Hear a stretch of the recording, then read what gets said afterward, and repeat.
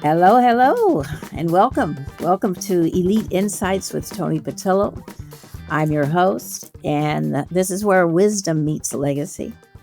And I tell you that we are, I would say I'm your enthusiastic host today. And we're really excited to be launching this podcast because this is where wisdom meets legacy. This is where we get to talk about what really contributes to the well-being and the growth and the success of various professions, various industries. So we're really excited today. We have a very exceptional guest, and her name is Catherine Waldeck. And joining us as the CEO and founder of Pure Lux Staging and Design and Master Certified Stager and Designer. Catherine is also the acting president of the Northern California Real Estate Staging Association. That's cool. And a compelling story that began in childhood and evolved through personal challenges into what has become a powerhouse career. So Catherine creates luxury spaces designed to heal. I like that. Inspire and sell. Her unique approach integrates empathy, intuition, and design excellence. Please give a warm welcome for our guest, Miss Catherine Waldeck. Well, welcome, Catherine. Oh, thank you so much. Thank you Yeah, for that beautiful introduction. sure. You're absolutely welcome, and you're absolutely worth it. So I really am excited about having you here today because you know people take for granted all the different positions and roles that we have in life and how we interact with within our industries, how we interact with our clients, what makes Catherine tick. You know, that's really it's important for each entrepreneur, and for the most part, all of our guests are entrepreneurs. We're all out here working for ourselves, and we do certain things to become that sets us apart from our peers. It sets us apart in other words, it's a distinguishing difference, right? So I want to jump right into the questions, if you would. Absolutely. Are you ready? You know, let's hope. Let's hope. So I want to know a little bit more about your journey. I know that you started at a young age, but we really want to understand what's driving that passion and you know what. How did you get here? Where you're at today, right? Yeah. Yeah, definitely. Well, definitely, as you mentioned, as a young girl, I always had this need to express creativity.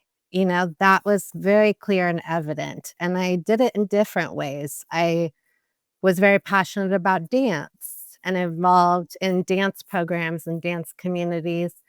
Um, I would express myself through my own fashion, my hairstyles, my outfit choices. It was challenging though, because I came from parents who were raised by immigrants and, their views based on their struggles in life, they wanted I think they wanted me to fit in, right? That I think their view was trying to fit in this country means sort of conforming to a certain expectation, right? And they they wanted the best for me, but it was difficult for me to find myself, right, when someone else was wanting me to be a certain way. Um, and I think that's where kind of my story of, like, creating these Barbie homes in my bedroom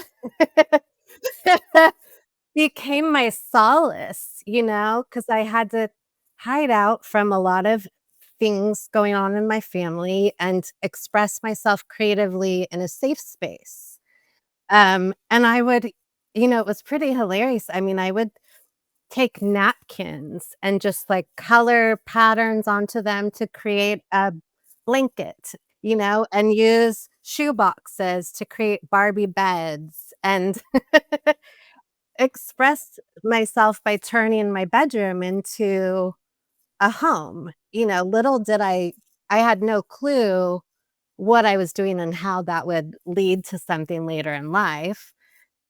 I ended up going to college, getting a degree, and becoming a teacher, which is what my mom was. And I think again, it was sort of like the pressure to follow a Follow her lead. path. Exactly. Uh-huh. Mm-hmm. And I did at the time think that that was a creative world, right? So it would be a good balance. I love children.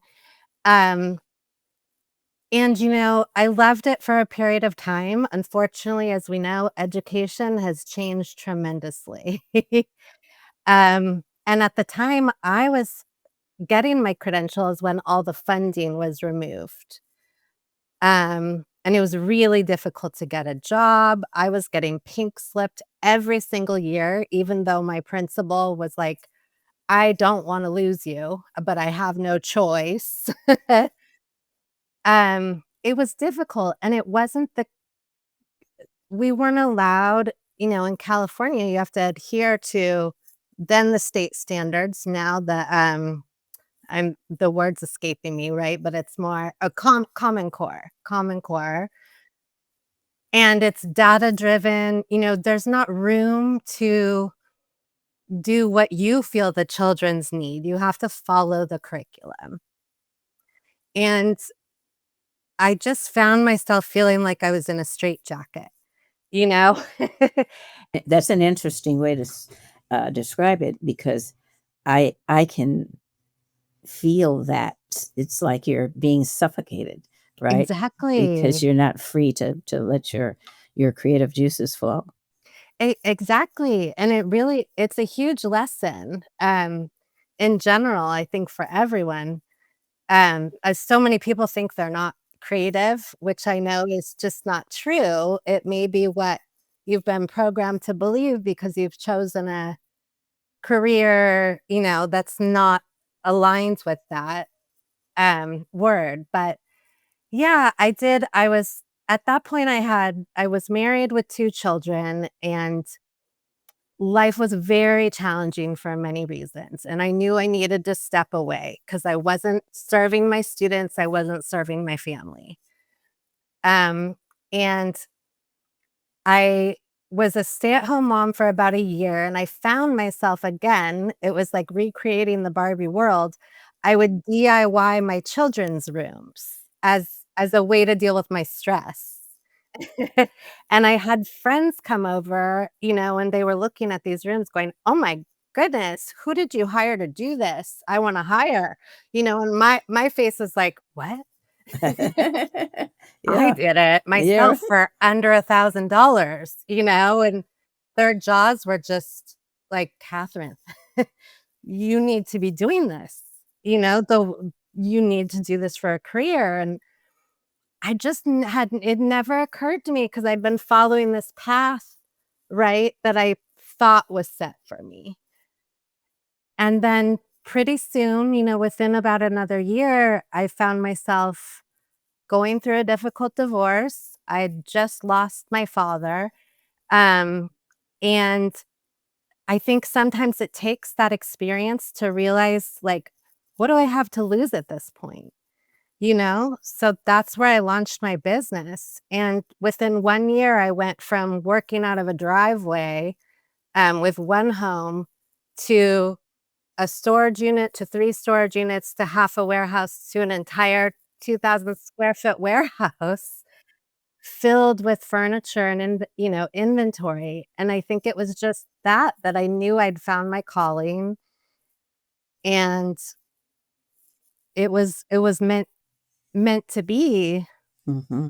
How did you feel?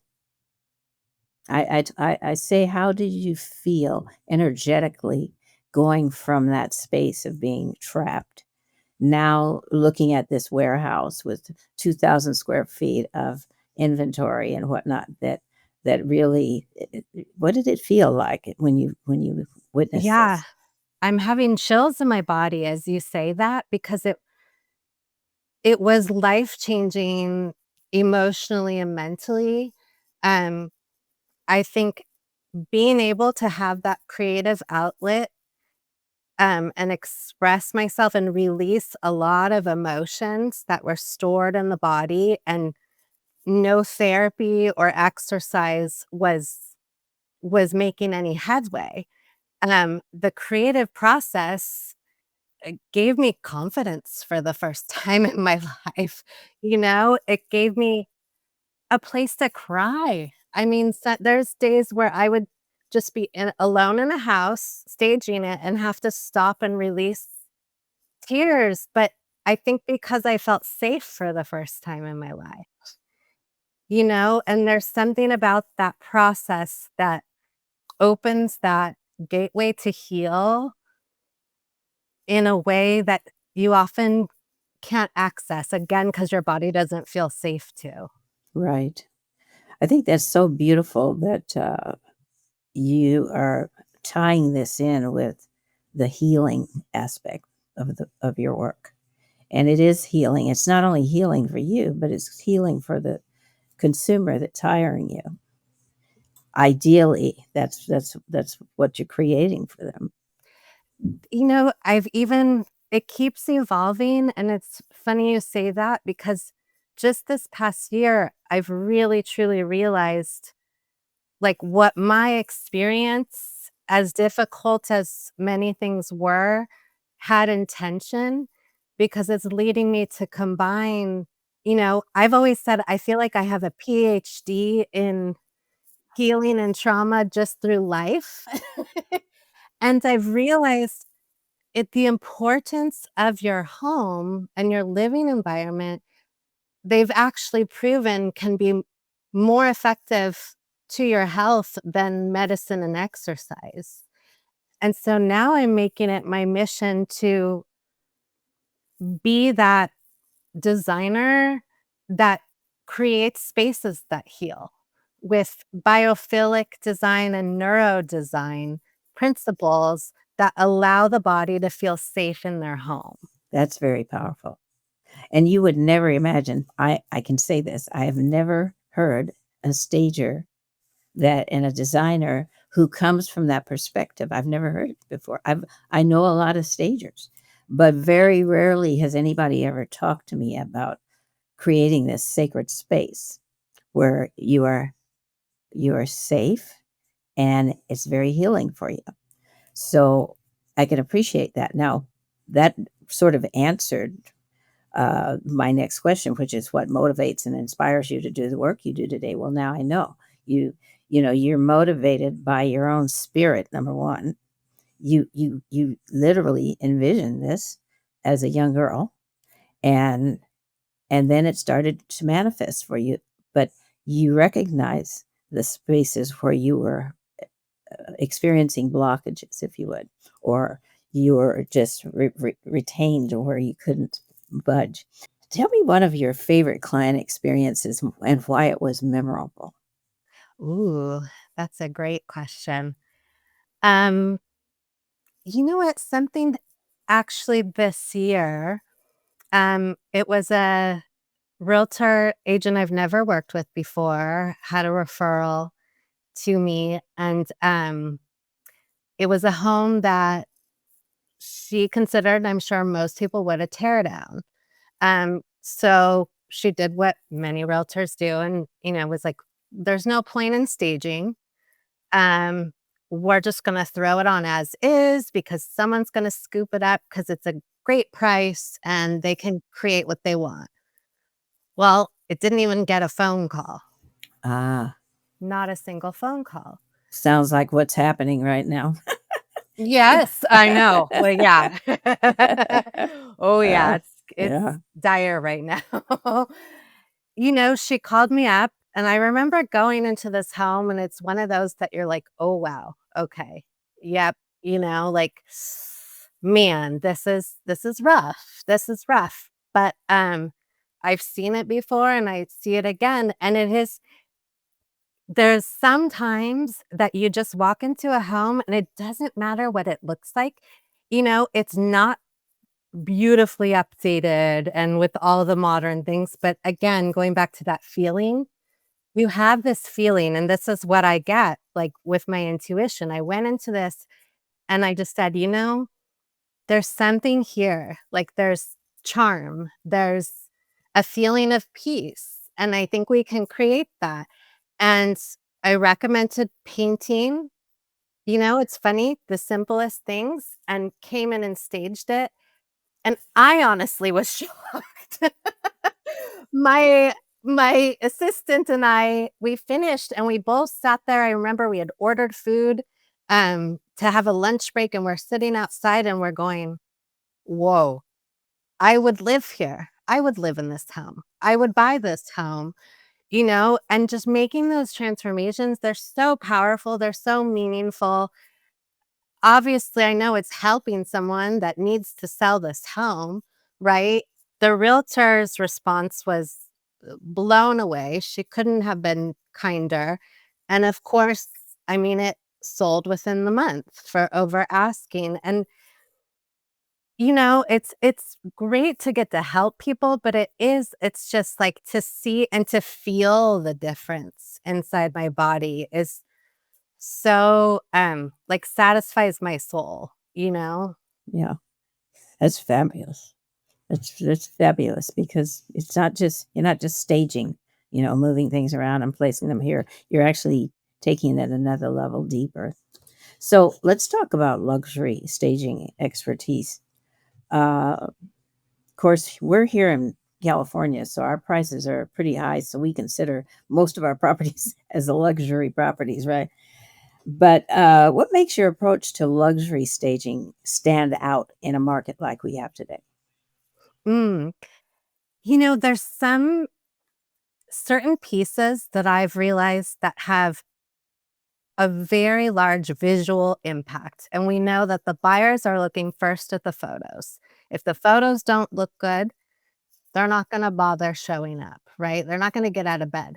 And Um, I have a passion for art, but that's been a game changer, and I think it sets homes apart. You can use the same sofa, you can use the same coffee table, but when you use really incredible elevated art pieces that are dynamic, it changes the entire space.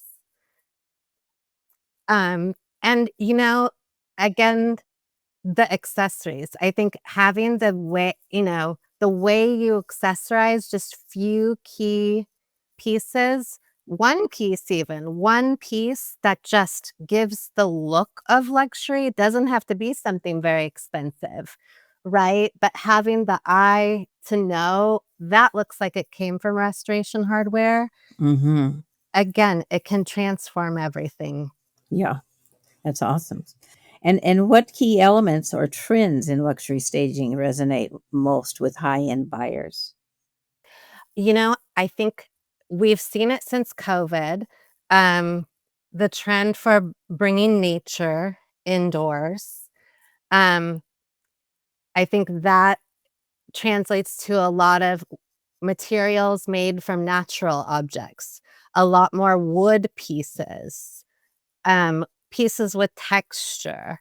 I think warm colors that really say luxury, like warm whites, these browns and beiges, and it's creating this whole new way of luxury. It's not as glam and glitzy and shiny, but this is how people want to feel in their home, and it's just combining it the right way elevates everything. And I see people wanting that warmth. It's turning away from the sort of sterile modern design we've seen before where it's clean lines, stark cabinets with no um, hardware. Just all of that nature coming inside is making people buy. It's interesting that you mentioned this because there's different styles of architecture, and some buyers really love that modern, clean, very open space thing, right? And then there are those who really want more character and they want more tangible, like visuals, beautiful, specialized molding, or whether it's, you know, just having that, like if you're working with a craftsman, uh, uh, those craftsmen have so much character. And you almost want to maintain that original character to maintain its integrity, right?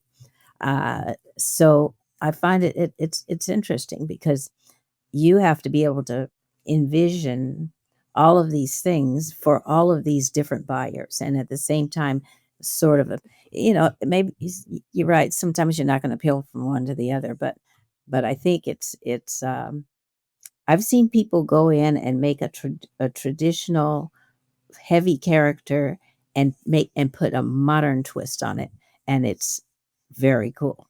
But you got to know how to do it so that you can retain the integrity of the character, but at the same time, you bring this modern take feel to it. This more of a cleanly, clean but open, right? Yes, it is. It's a real, it's a challenge, and I stage quite a bit of homes that are older, in the Bay Area, right? And they may have been updated once by one owner and then second by as another owner. So it's not clear. There isn't a clear style. And then, of course, everybody has their own preference. So that is the challenge to staging and why it's so important um, to be staging for the target buyer and understand who that is in a property, right? And exactly what you're saying, if it's for a long time, it's been millennials, the largest pool, they l- tend to like mid-century modern.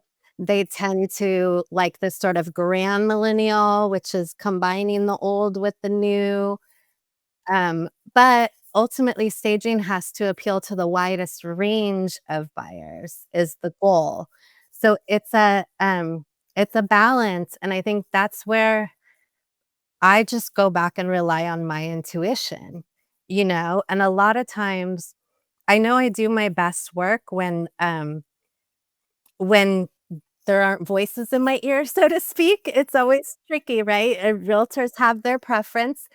Buyers feel that they know what a buyer's or I'm sorry, sellers feel like they know what the buyer's gonna want because of how they lived in the home, and it's a delicate dance of just telling them, "I completely hear you. I wanna get you the best offer, and let me see what this home's telling me." And sometimes it's just packing up all kinds of things in my warehouse that I'm not planning out exactly, but I know that's supposed to come. And it's like a artistic process unfolding as I stage, And that's where I find I do my best work and achieve the goal that staging's going for. Yeah. You know, it's as you're talking about going into the warehouse and picking out these various items, what that does is it says there's a day in the life of Kath.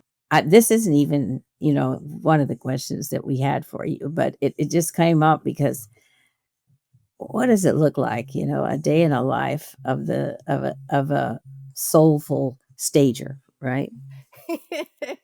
A day in the life of me is chaos.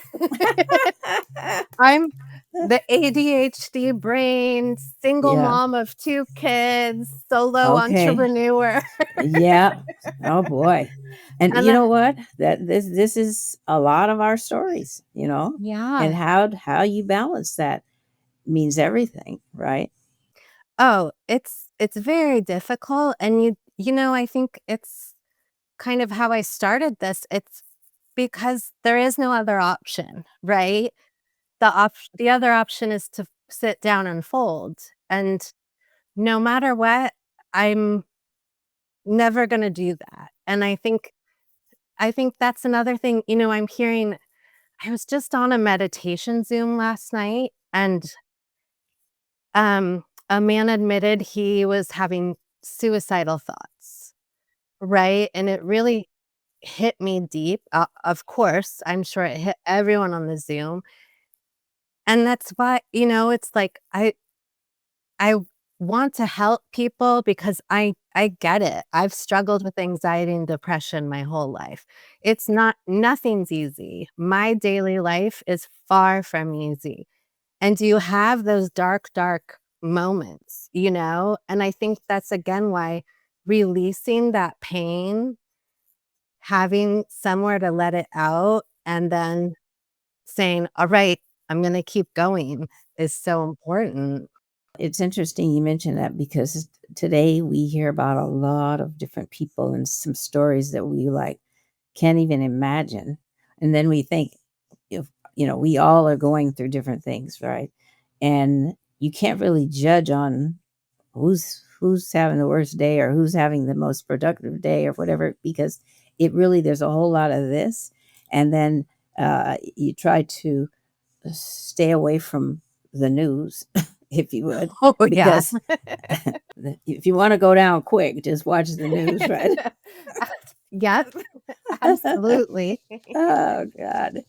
But just it's just interesting. So let's talk about insights and expertise. What's a significant challenge that you face professionally, and how did you overcome it? I'm sure there have been different ones, but what's a significant one that you can think of? So I started my business just before COVID, and then here the real estate market boomed in COVID. Um, so I had kind of luck on my side getting going in the beginning. Um, and then everything changed once those interest rates shift. It was the rug coming out from under for me and for a lot of the industry. Hmm. When the rates went up, what are the first things that people start cutting? Oh, right? They cut anything that's an extra, right? Any sort of, but they're not gonna stage, that's for sure, right? They don't it and the biggest thing is the buyers couldn't afford anymore to buy. Right. Yeah. The buying pools really shrunk up big time because the interest rates were not making it affordable based on the price range. Then you have to look at with the price range. Well, would you want to go somewhere where you're dealing with a lower price point? And in most cases, it's not where that person would want to live. Right. Right, and then we saw a lot of people moving out of state here, you know, Mm. because they can Hmm. make a Bay Area tech salary but live in Austin, Texas, or Boise, Idaho, where you can buy an incredible home for 400,000. Right. You Yep. know, and Hmm. that's Yep. they're making more than that a year, right? So, and the other thing about here is that there's just a lot of people with a lot of money. So there's a lot of people when these recessions or different financial, you know, impacts don't impact them. So what I saw happening is people starting staging companies because they were getting the, you know, memo that, hey, wait, this is kind of an interesting industry and you can make money here and I get to be a designer, you know? And it's people were coming in where they had tons of money to start from the get-go, build these big big companies and teams, and they can underprice everyone else and just kinda crush. And so I was really having a moment of, "Oh my goodness, am I gonna survive this?" Because every time I give my bid, I'm getting underbid, and they're not seeing the value. You know, they see it as a service. You're a painter. Why would one painter be thousands of dollars less? Why would I choose you? How much is it going to be different? Right. So that's when I had to really go deep and figure out, how am I different? What value do I bring? And why should someone use me instead of someone who's so much cheaper? Yeah, because it's almost like you have to have that elevator pitch that says, I do this for this person for this benefit. I do this. You got to do your proposition yourself, your personalized proposition. You do. And I think you also, for me, I had to come to a realization that I want clients that are aligned with my values, right? And if a client, then maybe this is the way the universe is protecting me from experiences that aren't the right ones, and I had to just kind of ask, like, please bring me the clients that there's going to be mutual respect, and we're going to value each other, and we understand we're a team. Here, what's the most valuable advice that you've ever received and that you've ever applied, if you would? So there's a realtor I've worked with since the start. She and I have formed, a deep relationship and friendship outside of work. And there was a time in the last year or so that I'm always studying, right? I look at, what are all the other stages doing? What looks good to me? What's selling, right? Of course, as any professional does. But what I saw trending just in general in staging is the very neutral, all white, very clean, very neutral. And I got a little in my head thinking, oh my gosh, my style is so different. I don't look that way.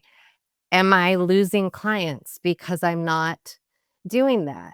And I staged a home in Palo Alto for the realtor I'm, friends with, and she always gives it to me straight no matter what. Right? And I appreciate any constructive criticism or feedback. This one was another very old home, everything's original, could be considered tear down, and I think that's truly where I do my best work, because maybe the expectations are off. And I just went with, I was really busy at the time, and I was like, okay, we're just going to use all this color. This home needs color. I don't care what the trends are and how everything else. I said, how do we get this stand out? It's not going to stand out if it's all white. Right? So I had beautiful green velvet chairs and bright blue room in one, and the warmth in another, and I just walked away like, I hope this is okay. And her response was, wow, Catherine, I think this is the best work you've done to date, and I think it's because you're being true to you, and not trying to make it look like what everyone else is doing. You differentiate yourself. Right? Yeah, and Which is you hard just go. sometimes. hmm But at least you have the confidence. See, like you said, your confidence was built up to where you know what you feel, and you know what resonates with you, and you know what, and you're hopeful that that same, because this is a skill set and it's a gift. And a lot of people don't realize it. It's art. It's art. Staging is art, and it's just a matter of placement and items and things. So, you know, which leads us into this whole personal wisdom and legacy, because I hear that with your story is that you go deep, you work from the heart, and that is displayed, that just comes out of you naturally. And so to me, that would really attract clients. And if they're meant for you, listen, I've had this saying for years. Whatever's not in alignment must be purged or will be purged, right? So we don't even have to do anything, but just knowing whatever's not in alignment will be purged. And so, you know, staying true to your genius and to your craft um, automatically sets you apart because you're not doing what you think everybody else is doing. You're going with your own spirit and your own heart, right? So, if you could talk to your 20-year-old self, Catherine, what advice would you give, knowing what you know now? My gosh, that's huge. I mean, I always say this to people, I'm so unrecognizable from my 20-year-old self. But I think the biggest thing I would tell her is go somewhere where you clear the noise, where you can shut out everyone else's opinion and hear your own intuition and do everything you have to do to know who you are at a soul level, right? Not as a human in this very dense, chaotic world.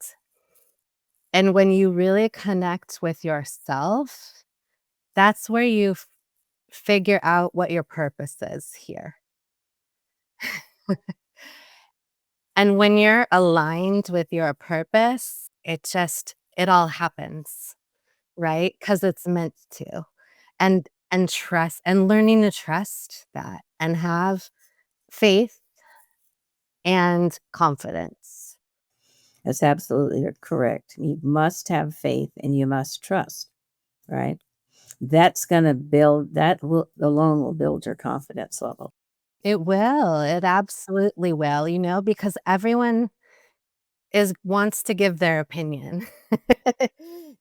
And being able to hear that and not let it settle inside of you is a skill. It's a practice.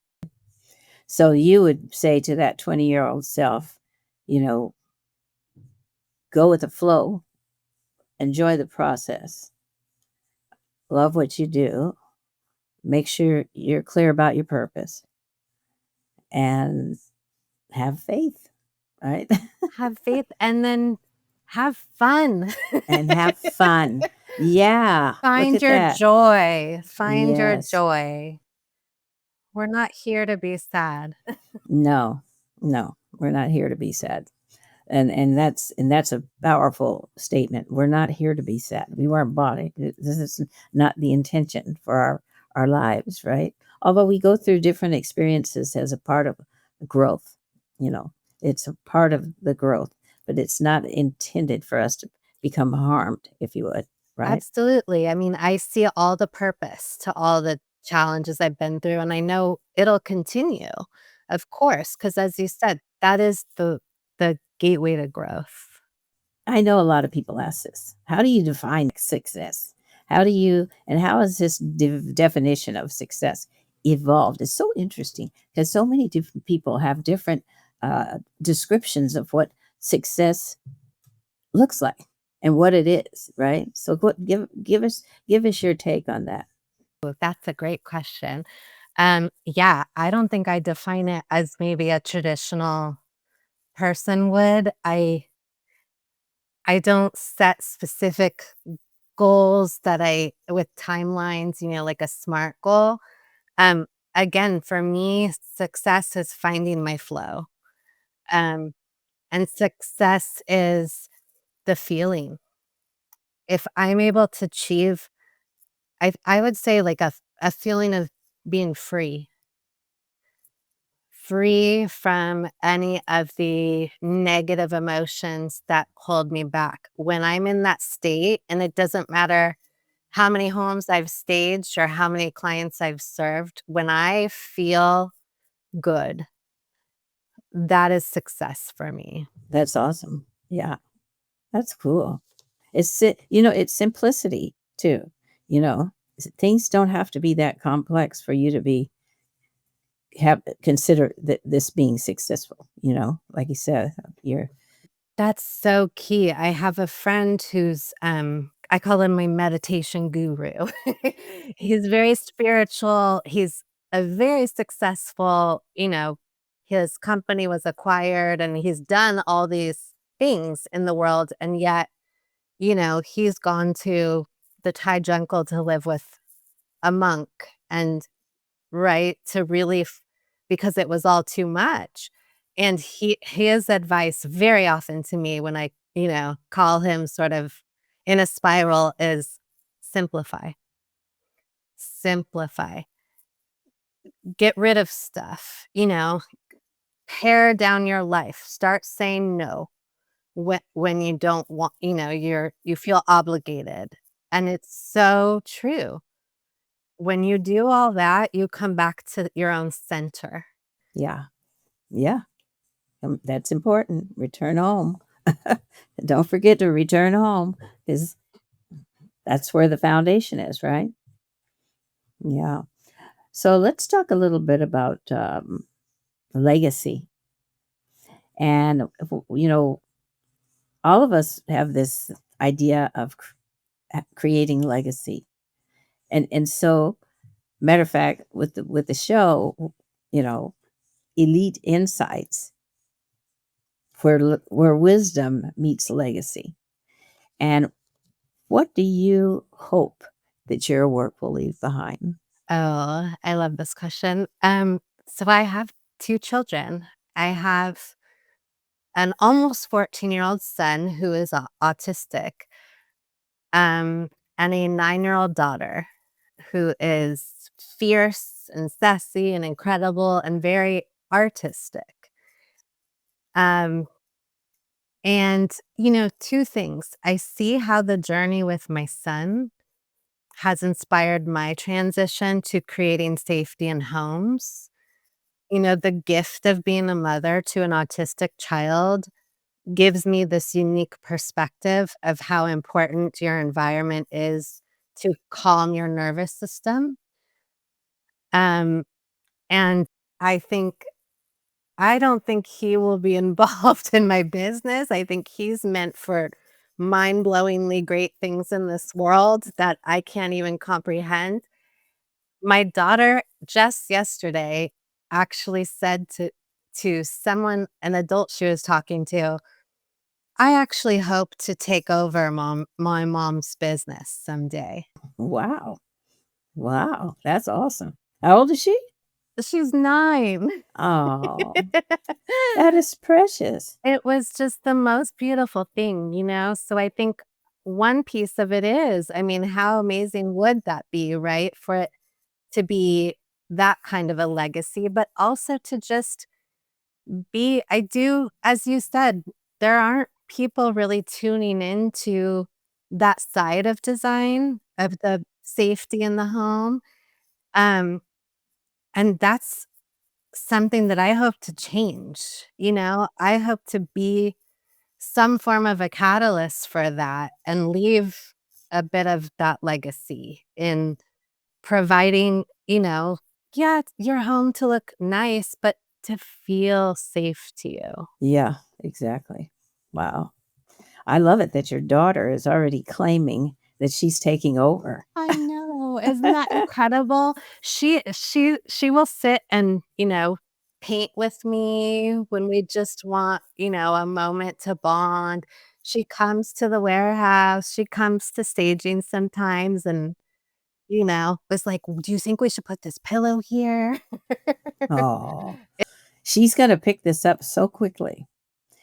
Kids are so much faster today than they were when I was coming up, I mean, if we just didn't have access to all this data and technology and all these things, right?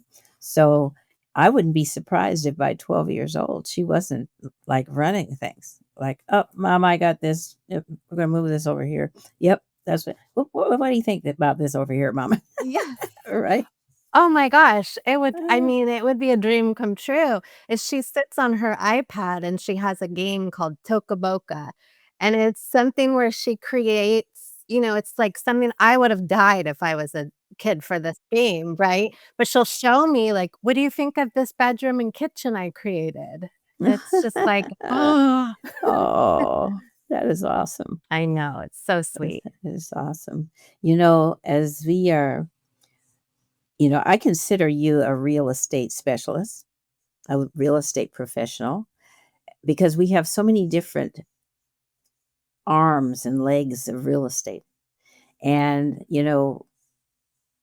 we're servicing the same clients, if you would, particularly here in California. I work a lot with, you know, luxury, but I also work a lot with distressed properties and probate and trust. And now I'm seeing a lot of divorces, unfortunately, but we're seeing a lot of these different things. But the commonality of what you do with what I do, it really is a blending of experiences and fiduciary obligations. With those fiduciary obligations, like we're in a position where we're representing them to the best of their ability and assisting them in facilitating their needs, their journey, right?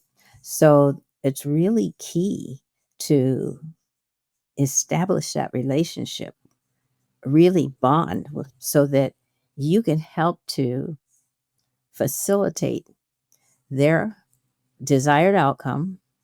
And at the same time, they're able to experience you in the process of making this place be what it needs to be, so that everybody, it's a win-win for everybody, right?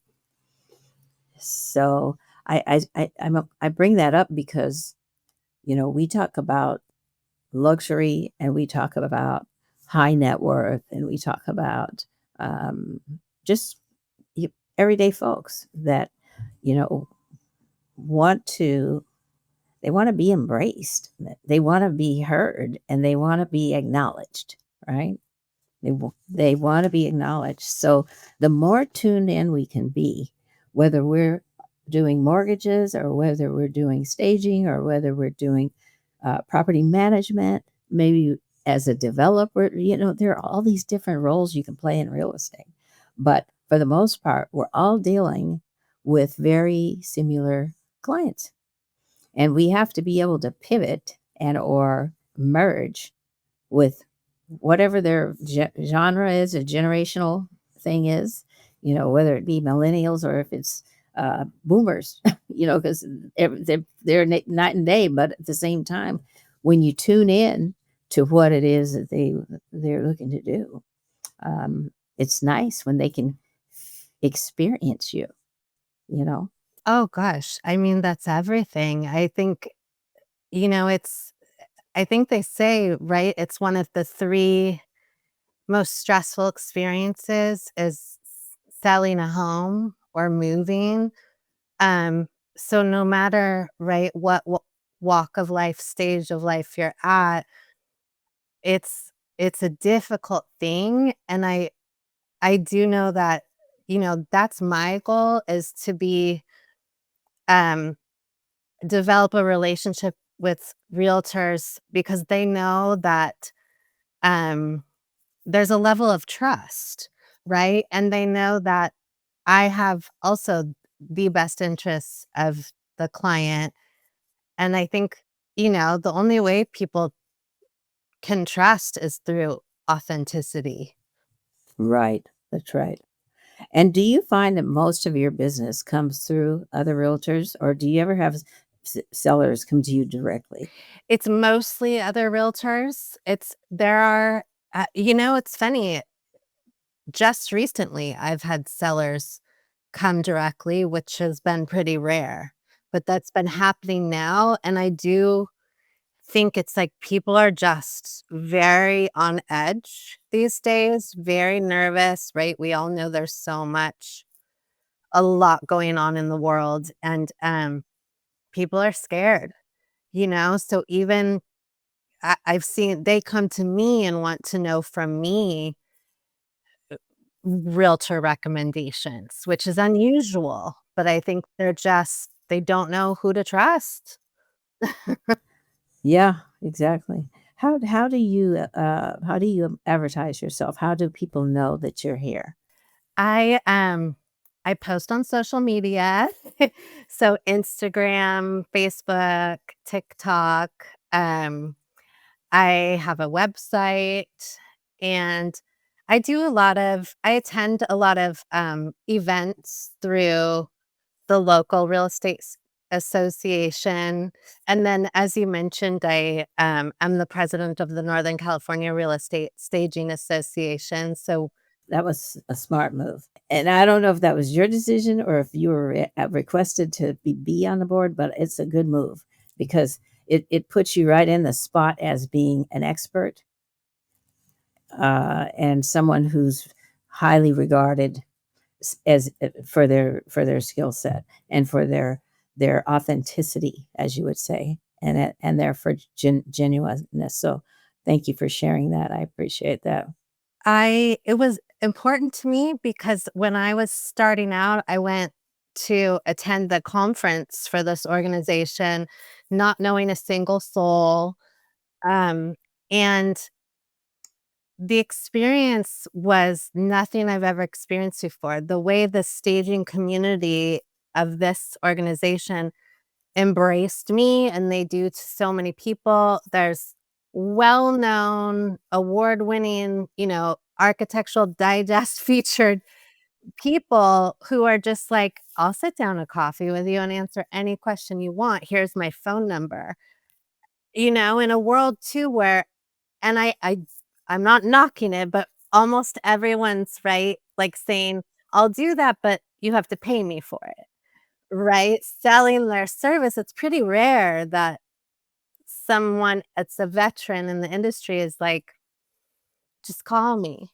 Right? So it was important to me to create that community locally. It's important because relationships drive everything, and when you make sure that you're present and you're you stay in front of people, they eventually they start, oh, that's Catherine. Yeah, she does staging, blah blah blah, and she really works from the heart.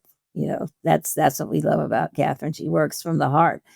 She's very passionate about making a safe healing space. Those key words I think are really cool because set you they give you a distinctive difference because you're working from the heart and your story behind it also is very powerful. Yeah, we appreciate you coming on today. Let me see if we have any closing insights. Um, consider Considering everything that we've discussed today, Catherine, what is one clear, actionable step that our listeners can implement today to enhance the personal or professional lives? I find writing things down very powerful. I think, and again, I find more power in less structure because that's where truth comes out. Um, I would tell someone, looking for next steps in their life, whether personal or professional, get a pen and paper and just start free writing everything that comes to your mind. It doesn't have to be a sentence that makes any sense, right? Because you're brain dumping and what you're actually doing is channeling. You end up channeling from your higher self. And the insights that you will find through that are more valuable than anything you can find from someone you pay. I like that. You know, that's a lot of what I do too. I call it brain dumping, and we take a moment. Of course, it's always my coach that has to remind me you need to go dump.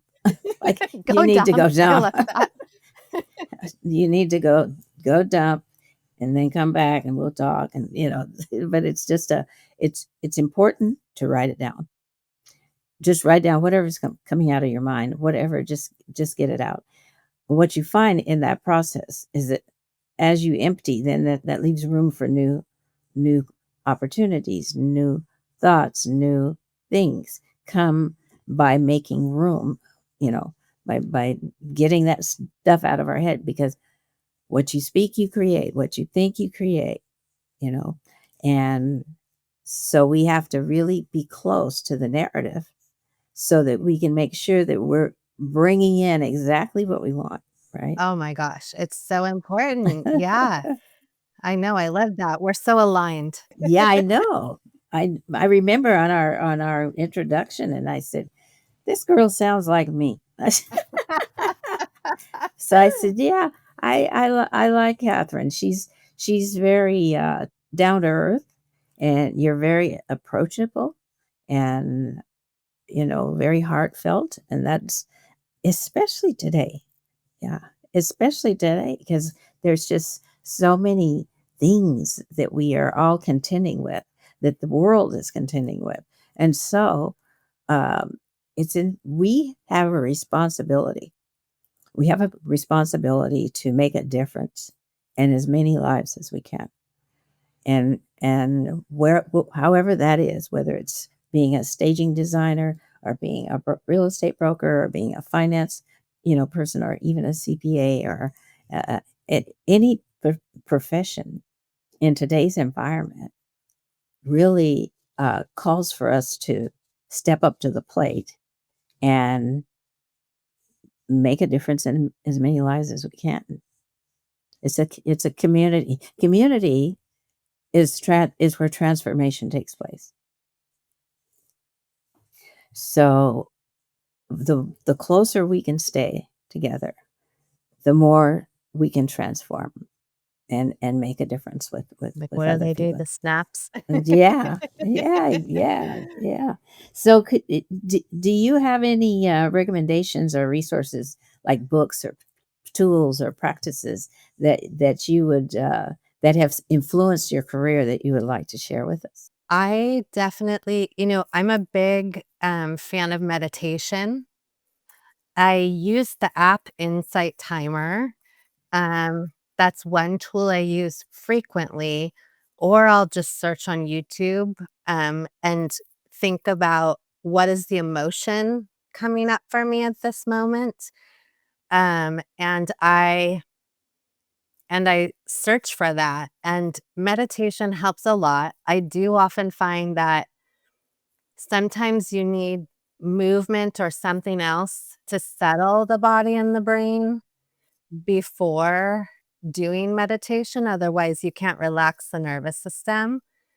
Um, so I'll do a combination of things. I might just stand in the room and shake, shaking everything out of my body physically. Um, I love to just go in nature and walk, put my feet in the ground, connect, It's grounding, I very think. grounding. Mhm. Yes. In fact, that's my ritual. There's a beautiful park that has a track, and I go there until my brain clears. I just keep circling, and once I get to that space, I find a tree and go under it, remove my shoes and socks, and either breathe or maybe I'll listen to Insight Timer in that moment. But then, yeah, the third thing is creating. And I just sit home and paint. I go to Michael's, I buy an inexpensive canvas and whatever colors call to me, and I just start throwing it on a canvas, and it's not gonna no one's gonna see it, right? Um, and I just find there's such a transformation in those processes for me that allow me to keep moving forward no matter what's happening in life. Keeps you connected to your source, right? Keeps you connected to your source when you do the things those. I love meditation as well, and I love working with decrees and various prayers and various chants and mantras, right? So all of these things I consider essential tools, and I also refer to it as maintaining your spiritual hygiene.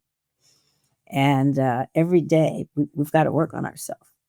And when we miss it, you can feel it, right? So in times like where we're at right now, and even when they're not so crazy like they are right now, it's still very important for you to connect with your source before you even entertain the day. It's very It, important. It sets the yeah. whole tone. So I'm glad to hear we're in alignment with that as far as resources and recommendations. I can, I like to give books and recommend certain books to read that have influenced me over the years. So I think you've got, the books, the tools, the practices, and that's what you do to influence your skill set and influence your person, if you would. Do Finally, first of all, how can our audience connect with you? What's the best way? Oh, well, you can find me on Instagram at Pure Lux Staging. It's Purelux and then staging. Um, my website also is www.pureluxstaging.com, or you can email me, Catherine at Purelux Staging. I would love to hear from you. Oh, that's awesome. So first, I want to thank you very, very much for opening up and just being your true, authentic self and sharing with us your journey, and how you get there. And I think these are important for other folks who are on their journeys and they're looking to get insight from people that uh, are also on the same path, and it motivates others and it inspires others. So I thank you for agreeing to come on with us. Before we close, we'd love to hear from you. Is there anything that you would like to share with our audience? Anything else that comes up? Any upcoming projects or initiatives or something that's anything? Actually, I've really decided to expand beyond staging into design, and that includes virtual. So, because I feel so called, on this journey to create safe spaces,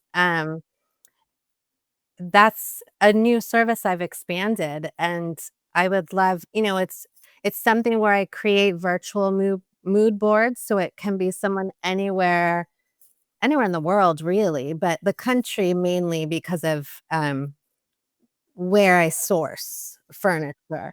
But, working with people that feel the need for a safe space, please reach out because we can communicate via phone and email. I can send virtual mood boards and then links that are shoppable so that they can purchase them online and it ships directly to their home and it's very easy. Yeah, that's great because you mentioned virtual, and it refreshed my mind that I really wanted to ask you how you're dealing with the AI and how it's enhancing your world, because I know there's a lot of stagers who are very concerned that this was going to replace their work and people would just do virtual staging and not traditional staging. But it doesn't sound like it sounds like you're embracing the journey with the AI. Yeah. I think there people try it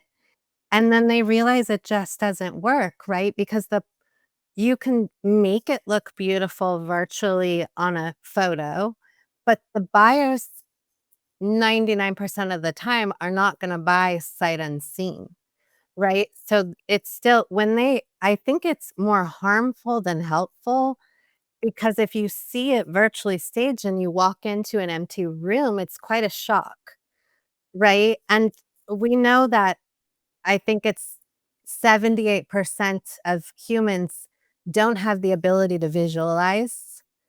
And when there's no furniture, they can't connect emotionally to the property. All right. It's a very, very, very powerful statement. And you know what's interesting? What I find is when sellers do not want to invest in the staging of their home, that's when our we have an alternative, and we can certainly stage virtually. But to your point, when somebody walks through the door, they're not going to feel And even with the virtual, and I do virtual staging too for certain clients. If this is what they want, that's fine. We'll work with that. If there's no budget for the staging, I understand. We'll work for that, especially in an environment like we have now where things are sitting. So the whole concept of staging, typically we have a 3-month commitment to stage. And what I've been seeing a lot is because things are sitting on the market, the inventory is higher. People are pulling their staging out after a certain number of months because they don't know, how long is it going to be. So we're I think everybody is affected to some degree by what's happening in our environment. I thought of something that I think it's important for people to consider. It's newly now, there's quite a few companies coming up, such as Notable, that will front the money for staging. So I think that's huge for people who don't have, the cash on hand initially. Well, this has been fantastic. I'm I'm excited, and I'm going to thank everybody for tuning in first and foremost. And thank you, Catherine. We'll have you back, and it's always fun chatting with you. I wanna thank you so much, not just for having me, I mean, that's a huge honor, but I think your purpose and your message with this show is incredible and needed and just so beautiful. So I really honor and appreciate what you're doing. Well, we want to collaborate. That's really what we want to do. We want to build relationships, and we want to collaborate, and we want to exchange and see if is there anything that we can do to help each other in our businesses, right? And it's just kind of having an understanding of what everybody, we're all in this, but we're in it in different ways, but at the same time, it's very cohesive, right? It is, So yeah, we so it need was that. it was it was lovely, lovely, lovely meeting you, and I'm so happy because now I know of a stager in Northern California that yeah, I've got a lot of contacts there. So, Amazing. Well, thank yeah. you. Thank you Yeah. so much. Thank you.